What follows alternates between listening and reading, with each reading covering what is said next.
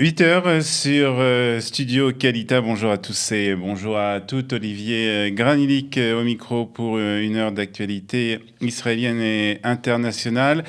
Nous allons dans quelques instants vous donner les principaux titres de l'actualité israélienne dans le premier journal. Et puis à 8h15, à l'occasion de la journée internationale de la femme, nous évoquerons un sujet difficile, celui des femmes agounotes, les femmes qui n'arrivent pas à obtenir leur guette, leur divorce. Nous parlerons avec Yehudit qui s'est vu refuser son guette par son ex-mari pendant plus de 4 ans. Et puis à 8h25, Eliana Gerfinkel sera avec nous pour un jour notre histoire. 8h35 sera l'heure de la revue de la presse et des médias israéliens. Et à 8h45, nous parlerons du marathon de Jérusalem qui doit avoir lieu demain, ici donc dans la capitale israélienne, avec 2 participants, Sabine Greenfeld et Michael Haïk, qui seront avec nous dans le studio pour parler du marathon et pour parler aussi de leur passion, la course. Mais nous commençons immédiatement par le premier journal, avec le Premier ministre Benjamin Netanyahou qui a transmis un message clair aux partenaires de la coalition. Il ne veut pas d'élections anticipées. Le Premier ministre a révélé que des négociations concernant la loi sur l'enrôlement des Bachouré Yeshiva, de ceux qui étudient dans des yeshivot, avaient été accélérées. Je veux continuer avec un gouvernement stable jusqu'à la fin de son mandat. C'est ce qu'a dit le Premier ministre avant de s'envoler de Washington pour New York, où il doit assister à une visite aux Nations Unies, une exposition concernant la ville de Jérusalem. Je suis intéressé par une solution complète, sinon nous devrons aller aux urnes. Ce qu'a ajouté le Premier ministre, qui a appelé les membres de la coalition à trouver un compromis très rapidement. Yahadut Torah a menacé, je vous rappelle, de voter contre le budget de l'État 2019, à moins qu'une nouvelle législation ne soit approuvée, une législation concernant l'exemption des membres de la communauté ultra-orthodoxe du service militaire. Et puis, le ministre des Finances, Moshe Kahlon, a lui menacé de démissionner si le budget n'était pas adopté avant la fête de Pessah. Et quant au ministre de la Défense, Avigdor Lieberman, il a également insisté pour que son parti ne se plie pas aux exigences des partis ultra-orthodoxes. C'est donc la situation aujourd'hui. Et malgré les déclarations de Benjamin Netanyahou qui dit vouloir arriver à un compromis, certains estiment que le Premier ministre ne fait pas assez pour désamorcer cette crise. C'est le cas en tout cas du vice-ministre de la Santé, Yaakov Litzman, qui a déclaré que si Benjamin Netanyahou le voulait, cette crise pouvait être réglée en moins de 20 minutes. Mais Benjamin Netanyahou est intéressé par des élections anticipées. C'est en tout cas ce qu'affirme Yaakov Litzman de Yahadut Torah. Alors, veut-il d'élections pour détourner l'attention du public des enquêtes contre lui? C'est une hypothèse qui est évoquée par la presse israélienne ce matin. Et nous reviendrons bien entendu sur toutes ces informations dans la revue de la presse et des médias israéliens à 8h35. Et justement, concernant ces enquêtes, le Yediot Aharonot révèle ce matin que le témoin d'État Nir Hevetz qui a signé un accord avec la police il y a quelques jours, a fait des révélations étonnantes, non seulement concernant Benjamin Netanyahou et sa famille, mais selon le quotidien, Nir Hevetz aurait des preuves de l'implication des membres du Likoud, dont 2 ministres du gouvernement, dans une nouvelle affaire de corruption. C'est en tout cas ce que révèle ce matin le quotidien Yediot Aharonot. Et toujours concernant ces enquêtes, dans une vidéo postée sur Facebook, Benjamin Netanyahou a réagi au recrutement par la police de témoins de l'État dans des propos particulièrement virulents contre la police et le parquet. Le Premier ministre s'est attaqué à cette méthode. Ils font peur aux témoins en leur disant « Salissez Netanyahou, vous pouvez mentir, l'essentiel est de salir le Premier ministre » et ainsi leur promettre de sauver leur peau. C'est ce qu'a déclaré en tout cas le Premier ministre dans une vidéo donc postée sur les réseaux sociaux. Ces déclarations ont provoqué de violentes réactions dans l'opposition.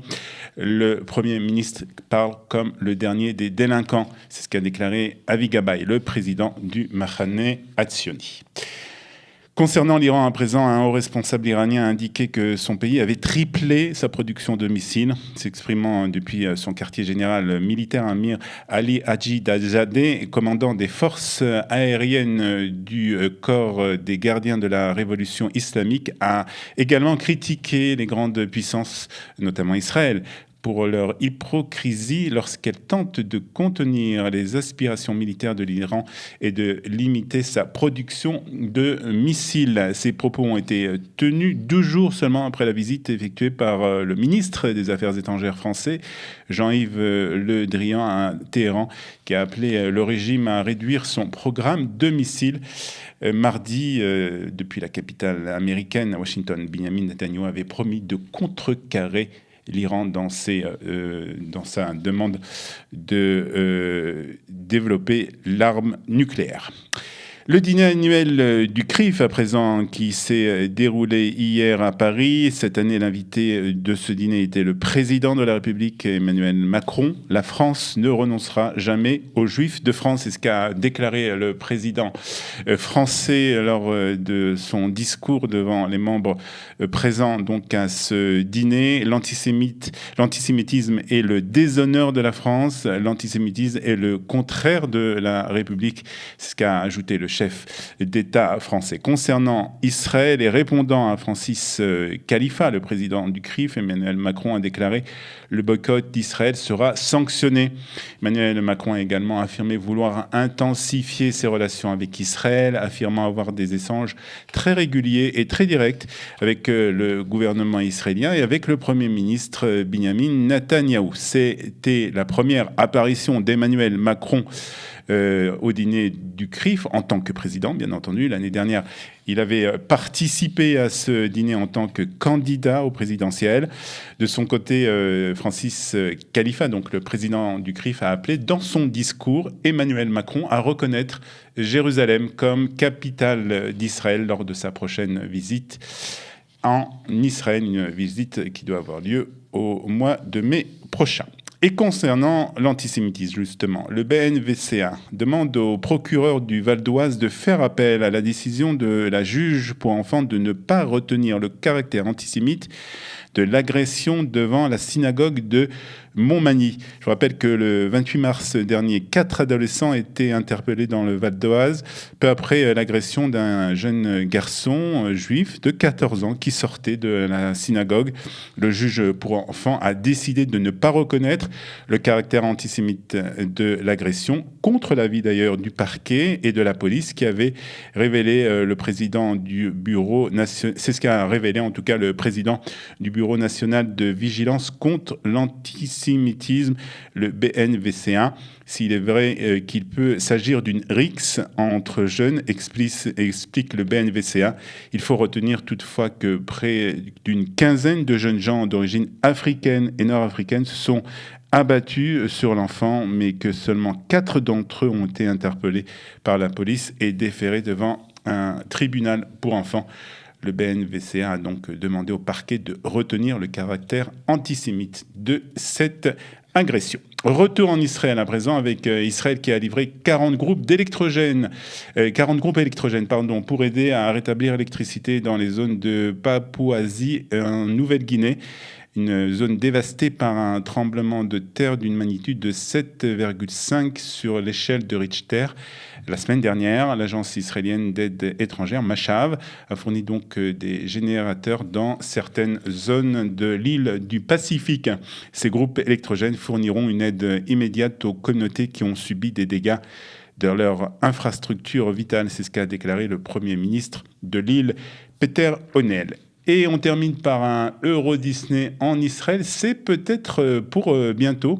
Un groupe d'investisseurs veut créer un parc d'attractions dans la ville de Dimona, dans le sud d'Israël.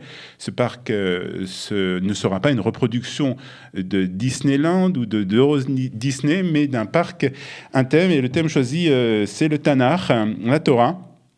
Il devrait inclure 16 attractions principales, dont une tour aquatique sur le thème des journées de la semaine, une échelle de Jacob et des montagnes russes passant à travers des livres géants représentant le peuple du juif comme peuple du livre. La construction de ce parc devrait coûter 330 millions de dollars et ne devrait pas être ni être commercial, ni rentable, en tout cas, selon les déclarations de ces investisseurs. Voilà, c'est la fin de ce journal sur Studio Calita. Il est presque 8h09. On va écouter quelques notes de musique et ensuite nous passerons à l'interview avec Yehudit, une femme qui a été Aguna, qui s'est vue refuser son guet pendant plus de 4 ans.